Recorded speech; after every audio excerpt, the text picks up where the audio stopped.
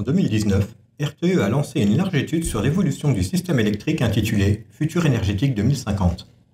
Elle a nécessité 2 ans de travail et est fondée sur 4000 réponses à une consultation publique, 6 scénarios de production et 3 scénarios de consommation avec variantes. Le modèle simule le fonctionnement du système électrique à l'échelle européenne, chaque heure de chaque année pendant 30 ans. 40 réunions de concertation avec 120 organisations et intègre 200 chroniques météo issues du GIEC qui sont testées à chacune de ces heures.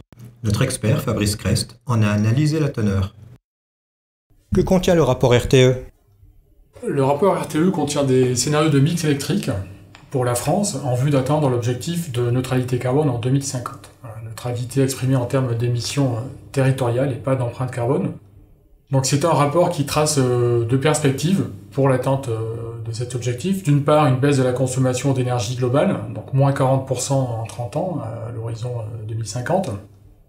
Et d'autre part, une électrification des usages, c'est-à-dire des reports d'usages carbonés, consommant des énergies fossiles, vers des usages électrifiés, ce qui induirait une hausse de la consommation d'électricité, donc de 35% en 30 ans, donc à l'horizon 2050. Par ailleurs, c'est un rapport qui est cadré par 2 demandes de l'État, qui sont un maintien de la sécurité d'approvisionnement à son niveau actuel et une indépendance énergétique de la France. L'objectif de neutralité carbone en 2050 est-elle possible ? Alors, c'est possible mais difficile, évidemment.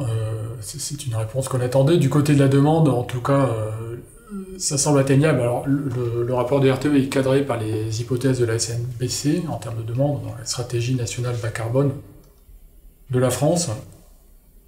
Donc, un scénario de demande qui est un peu challengé par RTE, mais qui reste quand même le cadrage de son étude. Ce qu'écrit RTE sur la demande laisse augurer quand même d'objectifs au fond, d'une trajectoire atteignable, possible. Des conditions importantes qui sont pas faciles, qui sont de réussir quelques grands chantiers, les 2 principaux étant bien sûr au niveau des bâtiments, avec à la fois l'isolation et le déploiement du chauffage électrique, en substitution à des modes de chauffage consommant des énergies fossiles. L'autre grand chantier, c'est les véhicules électriques. Voilà. Et alors, c'est pas les 2 seules thématiques, bien sûr.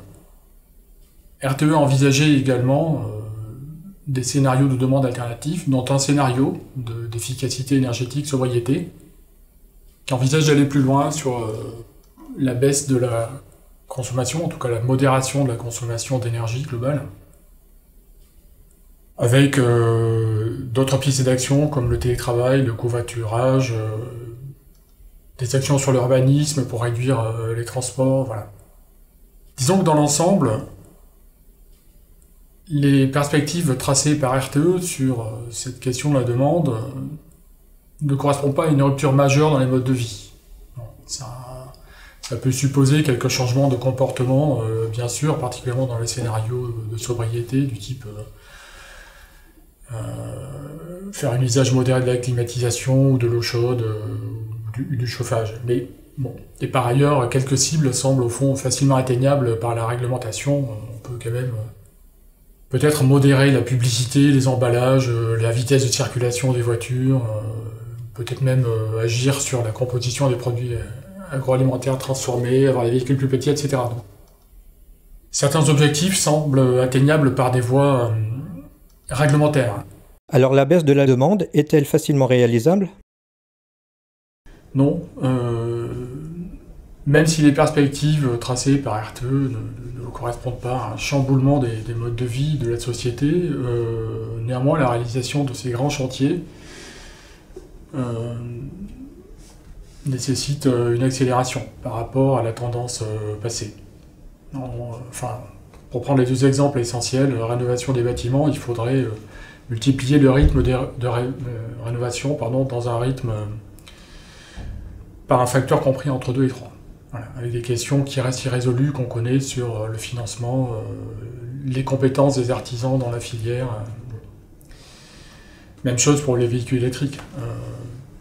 On voit bien qu'aujourd'hui, un certain nombre de chantiers restent à accomplir, par exemple sur les bornes de recharge, pour arriver à un déploiement massif. Voilà. C'est des sujets qui renvoient, selon moi, principalement à la question des politiques publiques. Je ne vois pas dans les perspectives tracées par RTE de problème d'acceptabilité sociale, parce qu'on ne voit pas de rupture majeure dans les modes de vie. En revanche, ça pose la question de l'efficacité des politiques publiques et des instruments qui ont été utilisés jusqu'alors.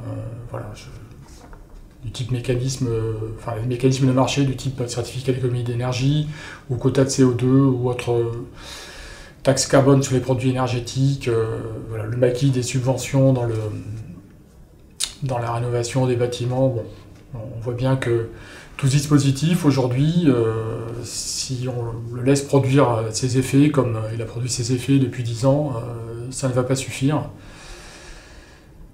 Donc, pour répondre à la question, ces objectifs paraissent difficilement atteignables sans une inflexion majeure et forte dans les politiques publiques.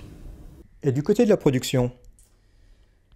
Alors, de ce côté, RTE envisage 2 types de scénarios, donc 6 scénarios en tout, 3 scénarios avec l'investissement dans de nouveaux moyens de production nucléaire, et 3 scénarios sans nouveau nucléaire. Donc ces 3 derniers scénarios sont des scénarios de sortie et d'extinction du parc nucléaire, avec un investissement exclusif en termes de moyens de production dans les énergies renouvelables, donc photovoltaïque et éolien en mer et éolien terrestre. Donc selon RTE, la sortie du nucléaire est une option possible?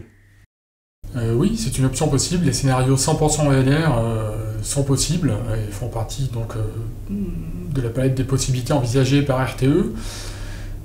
Ces scénarios, évidemment, présentent des contraintes et des inconvénients. On ne peut pas d'abord les réaliser rapidement, et puis ils sont difficiles à réaliser pour des raisons de rythme, de déploiement de ces énergies, et par ailleurs ils sont plus chers, ce qui est un autre inconvénient. Alors sur la difficulté de les réaliser, RTE donne quelques indications qui permettent de mesurer cette difficulté. Dans le scénario le plus volontariste des développements des ENR envisagé par RTE, donc la sortie du nucléaire ne se ferait pas avant 2050, et dans ce scénario, le rythme de développement de l'éolien terrestre, donc durant les 30 prochaines années, correspondrait au maximum historique atteint par l'Allemagne, qui est le champion européen. Voilà, donc ça donne une mesure quand même de l'effort d'investissement extrêmement intensif qu'il faudrait fournir. Et même dans le scénario de nucléaire maximal, il faut poursuivre le rythme de développement actuel de l'éolien terrestre, et il faudrait accélérer fortement sur le solaire, fortement par rapport au rythme actuel, mais en restant dans une trajectoire qui serait un peu inférieure aux objectifs actuels de la PPE. Par ailleurs, les scénarios de sortie du nucléaire progressif, donc échelonnés jusqu'à la décennie 2050-2060, sont systématiquement plus chers que des scénarios avec de l'investissement dans du nouveau nucléaire, donc des EPR. Y compris dans le cas d'ailleurs où les nouveaux EPR coûteraient aussi cher que Flamanville. Voilà. Donc le scénario qui contient le maximum de nucléaire est le moins cher des 6. Et par ailleurs, donc entre le plus cher des scénarios avec nouveau nucléaire et le moins cher des scénarios sans nouveau nucléaire, il y a un écart de coût annualisé de 5 milliards d'euros par an. Donc c'est un écart de 8%, qui peut s'interpréter comme le coût minimal sur la période d'une sortie progressive du nucléaire.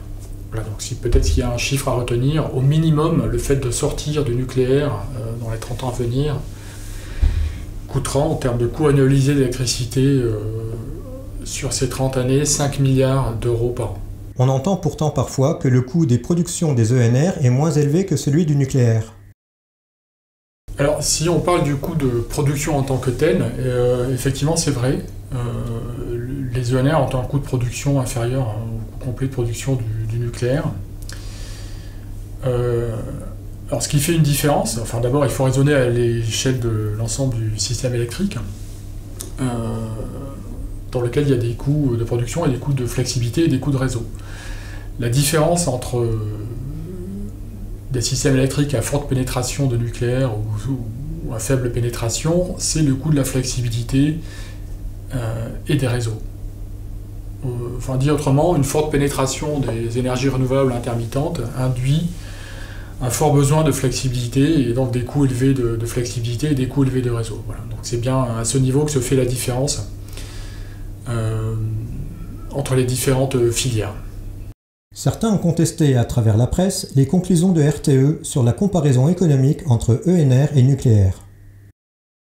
Oui, alors effectivement, pour ma part j'ai entendu deux critiques. La première c'est que les garde-coûts entre ENR et nucléaire, et donc notamment ce fameux coût de la flexibilité et des réseaux, auraient été moins élevés dans un scénario de sobriété de la demande, puisque RTE a construit ces 6 scénarios de mix électrique par rapport à une trajectoire de référence de la demande unique, qui est le scénario central d'évolution de la demande.